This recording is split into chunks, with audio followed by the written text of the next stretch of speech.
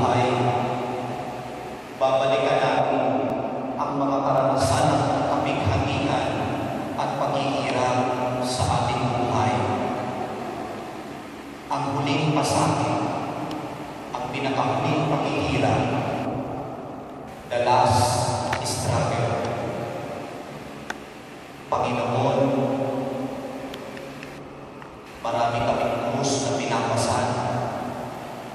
Panginoon, mahina kami at minsan gusto na namin bumitaw.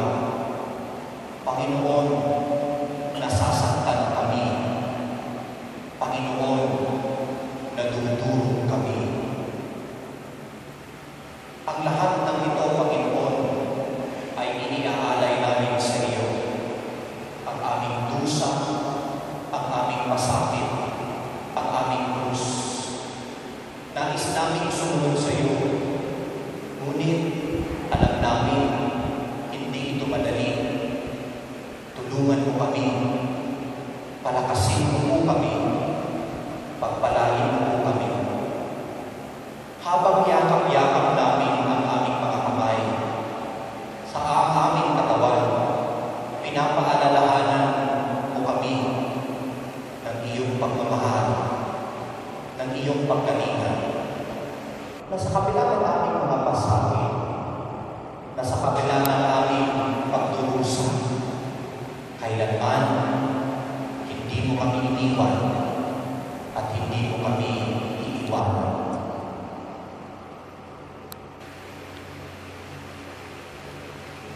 Luwalhati sa Ama, sa Anak, sa Espiritu Santo.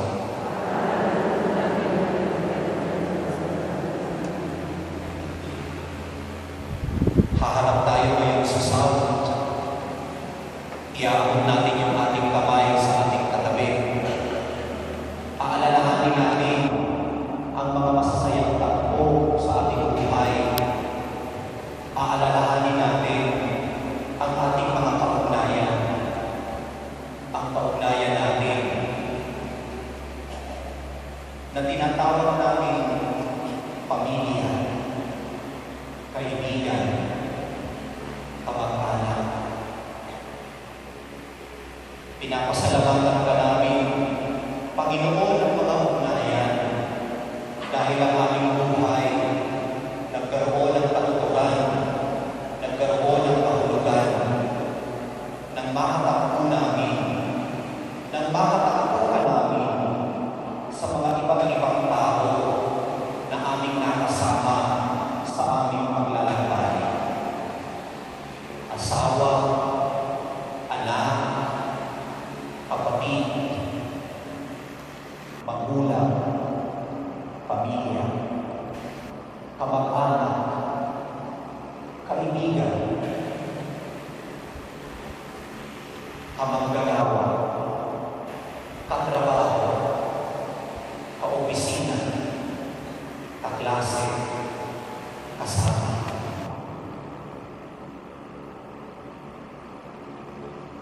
Paalalahanan kami, Panginoon, na ang mga bagay ay hindi namin magagawa pag magkakaugnay kami, kapag magkakapit ang ating mga kamay.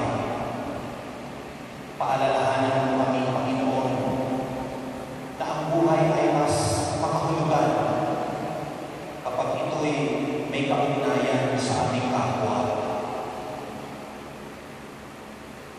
Pagpalain mo ang aming pakikipag-ugnayan. Luwalhati sa Ama, sa Anak, sa Espiritu Santo.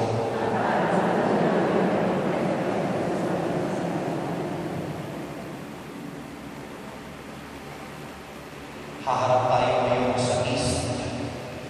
Sa silangan, itataas natin ang ating kamay para pag may hinihintay. Ano ang bago sa atin ngayon? Ano ang gusto nating magsimula sa buhay natin? Panginoon, iniaalay namin sa iyo ang mga magsisimula sa buhay namin. Gusto namin magsimula ng maayos na buhay. Gusto namin magsimula na kasama ka namin. Ikaw ang Diyos ng mga bagong simula. Hindi man namin lubusang maunawaan at maintindihan ang mga bagay na magsisimula sa akin. Amin po itong pusong pinangalaga.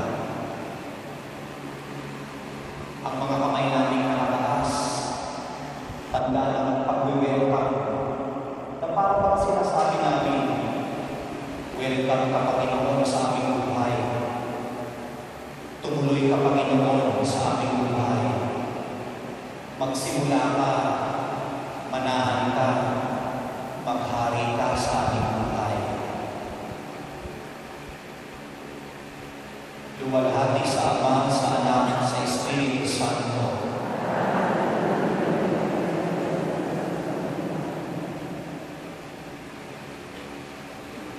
Haharap tayo ngayon sa West, Kanluran. Iniiba natin yung ating kamay, katulad ni Jesus na nakabako sa krus. Panginoon,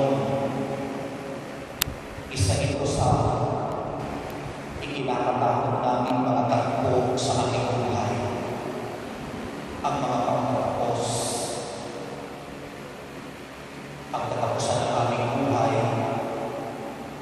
ang katapusan ng mga bagay-bagay sa mundo. Positibo, nais din namin tapusin ngayon ang mga ugali, ang mga asal, ang mga gawin na labag sa iyong paghahari. Nais namin tapusin ang paghahari ng kasalanan sa aming buhay. Nais namin tapusin ang paghahari ng kasamaan sa aming lipunan. Panginoon, nakalipay ang aming mga kamay sapagkat kung sarili namin, hindi namin ito kaya. Inililipa namin yung aming kamay. Tanda ng aming pagsuko. Tanda ng aming pagsuko. Tanda ng aming pagsuko. Luwalhati sa Ama, sa Anak, sa Espiritu Santo.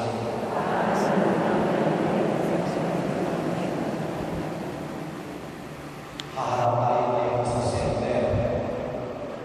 Magdala po ang palad ng ating mga kamay. Itutuon natin ang ating pansin kay Jesus sa imahe ng krusitibo na nasa harap natin ngayon. Sa isang saglit na katahimikan, habang nakatitig kay Jesus, ano ang gusto nating sabihin sa Kanya ngayon? Ano ang gusto nating ipagdasal? Sino ang mga gusto nating ipagdasal?